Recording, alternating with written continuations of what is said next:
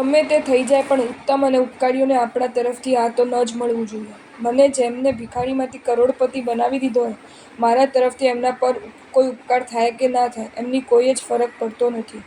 સર્વોત્તમ એવા પ્રભુ સન્મુખ કે અનંત ઉપકારી ગુરુદેવ સન્મુખ હું ઉપસ્થિત રહું કે ન રહું એમને કોઈ જ ફરક પડતો નથી.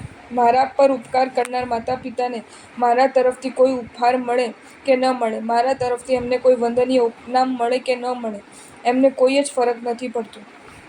પણ સબૂર, ઉત્તમ અને ઉપકારીઓની હું જો ઉપેક્ષા કરું છું તો એમને કોઈ ફરક નથી પણ પડતો, તોય મને તો બહુ ફરક પડી જાય છે. પૌષ્ટિક ભોજનની હું જો ઉપેક્ષા કરું છું, મારા સ્વાસ્થ્ય પર પ્રશ્નાર્થ ચિહ્ન મુકાઈ જાય છે. ઉત્તમ ઉપકારીઓની જો હું ઉપેક્ષા કરું છું તો મારા સદ્ગુણો, સમાધિ, સદ્બુદ્ધિ, સદ્ગતિ વગેરે અનેક પરિબળો પર પ્રશ્નાર્થ ચિહ્ન મુકાઈ જાય છે. સાવધાન!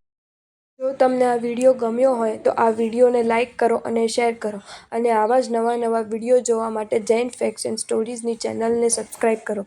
ધન્યવાદ.